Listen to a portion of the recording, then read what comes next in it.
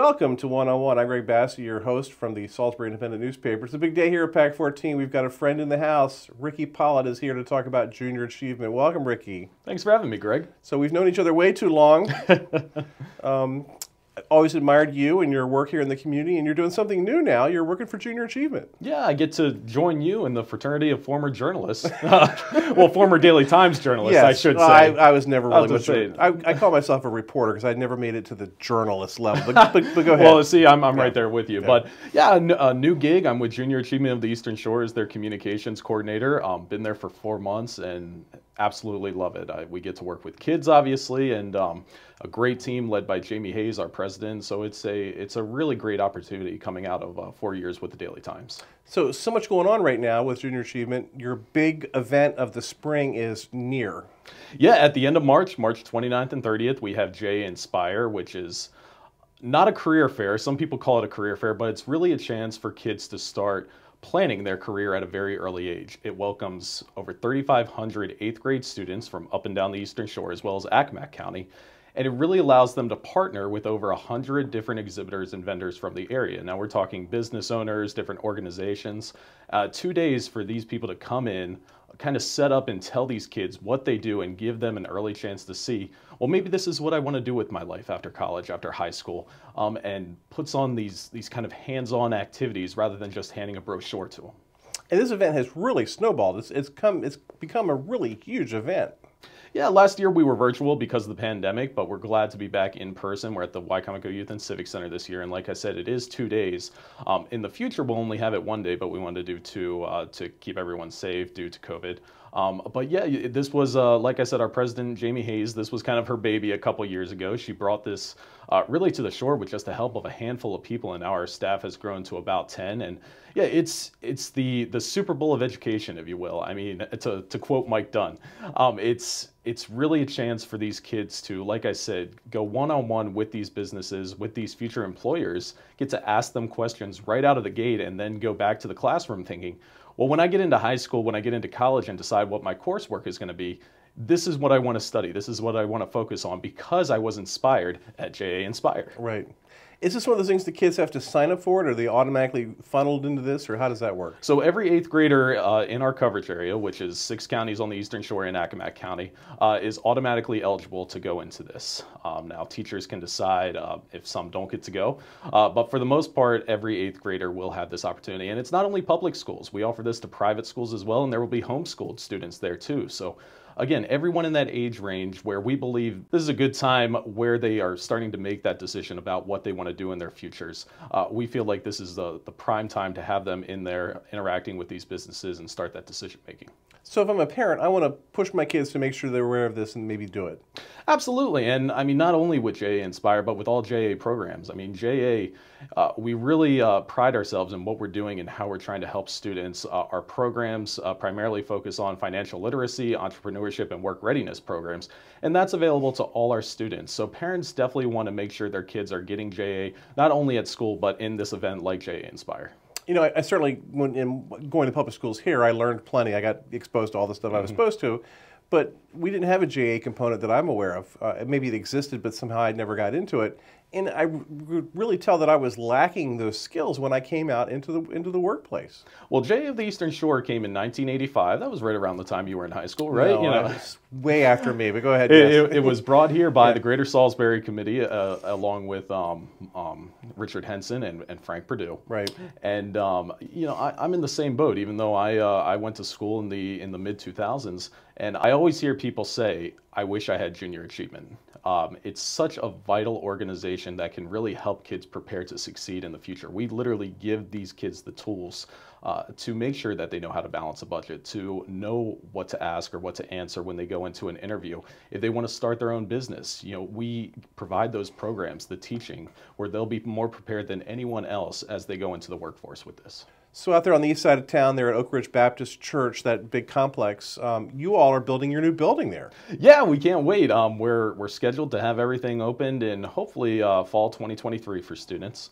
But it's called the Perdue Henson Junior Achievement Center. And what's cool is the Perdue Foundation, the Henson Foundation, haven't always worked together on stuff. They like to chart their own way, but they've united on this thing. Yeah, I believe it's the first landmark that will have both the Purdue and the Henson name on it, so absolutely historic.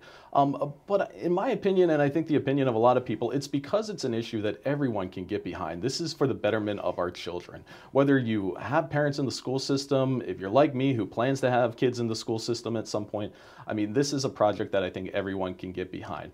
It's going to be a massive project. It's 28,000 square feet, and like you said, it's going to be in the ORBC complex in the old Kmart shopping center. And what these kids are going to do, and for the kids that come in, it's K through 12 are the programs that we offer. So not just 8th graders like Inspire. I mean, everyone gets a chance to come in and really learn from this opportunity.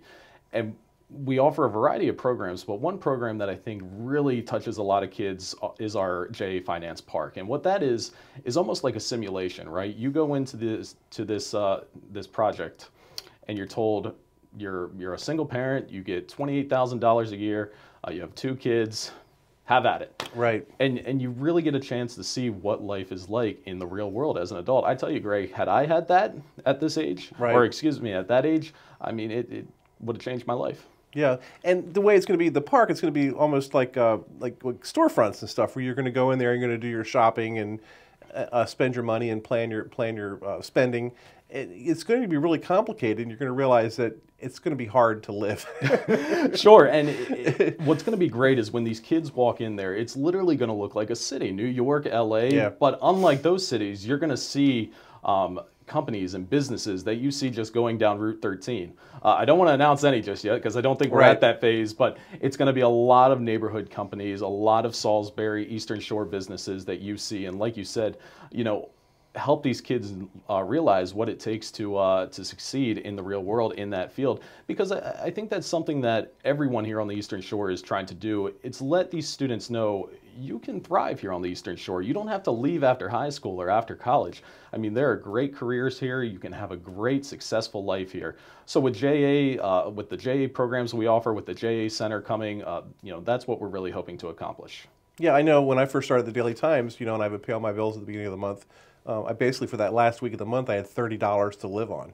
You know, and if I had had that training, I could have set things up or maybe negotiated a better salary or gone into another profession. So I could have made more money, and I could have not had to live on $30 the last week of the month. I mean, it's really hard when your parents have been nice to you and you get out there in the real world. It's hard.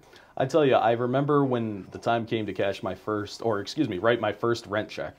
I was probably 19, 20 years old, and I had to ask my mom how to write a check. And, you know, I'm a little embarrassed about that, but that's because I didn't get that necessary training and education that our programs at JA will offer. Not only will kids know how to write a check now, they'll know how to balance that budget so that when their first job comes along, they'll see what the amount is and think, all right, well, I know I can put this amount towards rent, I can put this amount towards food, and really make sure that they get through not living paycheck to paycheck, but they're balancing a budget that will help them thrive much further down the road than just a week or two. You'll have a pretty good website. I like to think so, yeah. Our website is www.easternshore.ja.org, and you can go there to learn about our entire organization, the programs we offer, get to meet our staff. Very soon we will have a tab on our website that links to the JA Center website, where you can keep up to date with everything going on with the JA Center, the progress we're making, some of the people that we have coming in. I can tell you that we do plan to hold a groundbreaking for the center, hopefully sometime next month in April. And like I said, our plan is to have it open for students in fall 2023. So there's a lot going on. We're really excited about it. And again, you can keep it locked on the website to really just see our progress as we go forward. Excellent. And tell me the dates for Inspire. When is that again? Sure. So Inspire is March 29th and the 30th at the Wicomico Youth and Civic Center. Big shout out to our presenting sponsor, Pohanka, who has been a great partner of ours throughout the years. And again, it's going to be a huge event, over 3,500 students, and we cannot wait. He's Ricky Pollitt. We're thrilled he had time to be with us here today to talk about junior achievement. Ricky, thanks so much for being here. Thanks for having me. Joining me now in the studio is our good friend Caroline O'Hare from the National Folk Festival. Welcome, Caroline. Thanks for having me. I was just reading in my favorite newspaper, the Salisbury Independent, the other day that 6 new acts have been announced for the National Folk Festival, which is coming this August, and I'm so excited. I'm excited that you're excited. Yes, we announced the first 6 artists for the festival coming this August 26th through 28th. Week earlier, 2 weeks earlier? 2 weeks earlier. And we'll have another artist announcement in April. And then we'll continue on rolling out artists. But yeah, we've got some awesome people coming and a really diverse group. I was looking over who's performing, and it just sort of bounces all over the map. So it's something for everyone. Well, as we all know with this thing, I see these performers, in the list, and I look at them and I go, yeah, I'm not gonna. That's not for me. And I'll another one and go, yeah, I don't get that one. And then I get there and I see them and I'm like, this is incredible. I'm just really being completely transformed by this thing. I love that. That's what it's supposed to be, right? That's what it's supposed to be. Yeah. No one, and not someone in this audience does not know all these artists and is not familiar with all these traditions. It's about experiencing new things and meeting new people and really engaging with the artists up close. So I'm excited that you found that experience to happen to you. Yeah, and I personally made friends with this thing, and alliances and fandom, and I'm sure other people are the same thing. The other thing I got to tell you is whenever I wear my National Folk Festival shirt somewhere, and now that we're getting warmer weather, I can start wearing it again.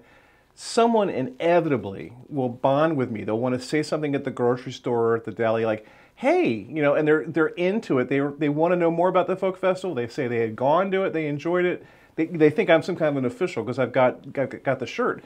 But people are connected to this thing all over. Yeah, it's amazing when people find out what I do and that I'm connected to the festival. There's always such an incredible outpouring of appreciation and positive responses. So I'm very lucky to be part of this. All right, let's go through who these people are. Sure. We are kicking off the festival with Dale Ann Bradley, who is a bluegrass performer. She grew up in Kentucky in a very rural area. She didn't have running water or electricity until she was like a teenager. When she was 14, she was handed a guitar. And since then, over the past, I think like 30 or 40 years, she has been nominated for a Grammy twice. She's won Best Female Vocalist from the International Bluegrass Music Association like 6 times. She's in the Kentucky Music Hall of Fame. She's this incredible, she's one of the greatest bluegrass performers in the country right now. And she'll be here for free at the Folk Festival. And I'll tell you, when I was looking at the list, I thought, this is one I'm going to love. I'm going to enjoy this one. She's incredible. Not only does she bring this voice, this gorgeous voice, but the stories that she tells and connects. It's a really deep-rooted tradition that she's bringing to Salisbury, and I'm excited to have her here. Okay, who's next? Okay, we're going from rural Appalachia, right, all the way to the city of D.C.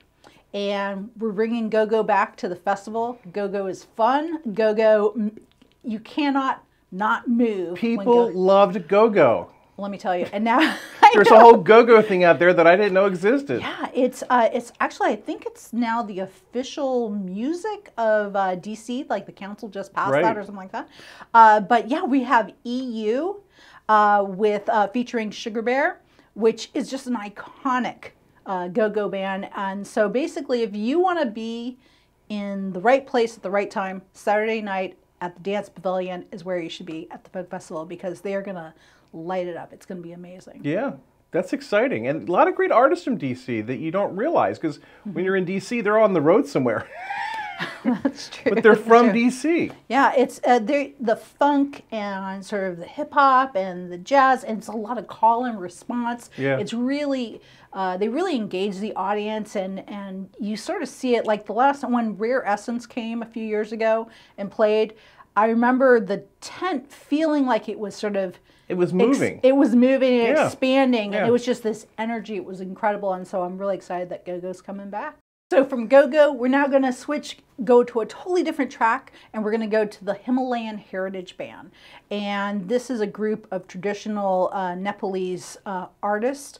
They are part of a growing community in Boston, which is sort of interesting. We have a lot of Nepali music here on the Eastern Shore. Well, if you're a fan of Nepali music, then this is the band for you. They're actually... Have I ever heard Nepali music? I don't No, but you will. Yeah, I mean, August that's 26th again. and 28th. Thank you. Sorry. Yeah, no, it should be a lot of fun. They mainly have instruments that are string, woodwind, and some drumming, and they will be accompanying some dancers that will be also performing. And there's this one dance that they'll be doing. It's called the Lochte mask dance. Sorry if I'm mispronouncing that, but it's this incredible large red paper mache mask that the dancer wears with like these huge eyes, and the hair is really long from like yak hair, and it's this very energetic and passionate dance, and so that will be very exciting to see. Continue on. I'm sorry. No problem. Another performer that's coming, it's actually part of a duo, is Rogelio Ortiz and Eduardo Betancourt. Now, Rogelio has been performing for over 40 years. He has 37 records under his belt. He is this master of musica llanera, and that's the traditional music of like the Venezuelan or Colombian cowboy. So it's music from the plains of those countries, and it's this really wonderful, soulful, traditional sound. And then Eduardo, who's a Grammy, I think he's won 2 Grammys, Grammy Award-winning artist, plays the harp and accompanies Rogelio. What's really interesting is that he has left Venezuela and has moved to Laurel, Maryland. Wow. So we have this master artist very close to our community, and we're so excited they both can perform at the festival. See, what's incredible is you described it, and I can almost hear it. It's a, You know, I've learned that much through the folk festival, where I never would have understood that before. It all sounded the same to me. You know, it's all like a mariachi band, but it's not. You love the mariachi I do, band. but it's a whole Yeah. different thing than what you're talking about. You know, it's like bluegrass and cowboy music. You know, the Western swing. It's like, I've learned all this stuff through the folk festival, but go ahead, I'll stop. I've learned it too. There are lots of artists or traditions that I was not familiar with. I'm so appreciative that we've been able to have this experience and this exposure to these new art forms. But you spoke about cowboy music. So we have the cowboy music of the plains in Venezuela and in Colombia, but we also are bringing a cowboy and Western performer from Conrad, Montana. Now, this guy is interesting because he was in the previews before, because I remember the photo of him leaping with the cow in the background. So tell me, I think I'm going to like this guy too. Yes, that is Wiley Gustafson, and he is with Wiley and the Wild West. In 2020, when we had to unfortunately cancel the festival, Wiley was one of the performers that we had invited, so we wanted to make sure to invite him back.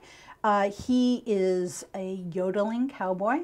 And I see Riders in the Sky. I loved them when I was young, so well, even still, but I'm really looking forward. Sorry, I'll stop. Oh, no. I'll stop interrupting. He is a lot of fun, and I'm pretty sure you and everyone that's watching this has already heard him, because if you've seen any commercial from Yahoo where you hear Yahoo, that's him? That's him. Okay. That's Wiley. Okay. So Wiley actually is this incredible 4th generation rancher. His ranch is like 50 miles from the border of Canada, you know, where most entertainers who work late nights, you know, sleep in. He's up before dawn tending to the ranch and the livestock, and then goes on the road and performs around the world and has all this fun stuff. But when they hit that yodel, when they hit it, I mean, it's like Randy Meisner at Take It to the Limit. When they hit it, it's awesome. yeah, he's going to be a lot of fun. Yeah. I think he's going to be fantastic. So I'm excited for him. So we've got 2 cowboy traditions from totally different parts of the country and parts of the world. And I really love that we're able to present all this variety at the festival. Then, lastly, we have another artist that was originally supposed to perform in 2020, and we're inviting him back because we had to cancel, and that is Walter Wolfman Washington and the Roadmasters. And he's from New Orleans, and he's funk and rhythm and blues, and he is just this incredible personality on stage. He's going to be a lot of fun. I love that he's bringing a touch of New Orleans to Salisbury. And he's got this incredible dance band, and it's going to be a lot of fun. And this is just the first allotment of acts that you're releasing. We're going to be repeating this with Caroline a couple times this season. Yeah, and not only that, we're also bringing back a bunch of elements that we weren't able to have last year. So the folk life area is going to be even bigger. The stage is going to be even bigger. The family area is coming back. The University of Maryland Extension office is leading that effort. I'm so thankful to them over there helping us with that. The marketplace, the festival marketplace, is coming back with generous support from the Purdue family. Applications are still coming in. The deadline is April 4th. But we have so many artists that have applied, more than we can take, but it's a juried marketplace. But I'm excited that they're going to be back. We're going to have people up and down the plaza like we did last year, and that's going to be organized through the city of Salisbury. Street performers will be coming back as well.